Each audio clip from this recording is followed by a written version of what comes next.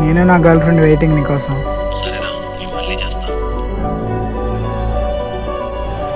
రే అర్జున్ దాని గురించి బాధపడకు. వచ్చిన పని చూసుకుని వెళ్ళిపో.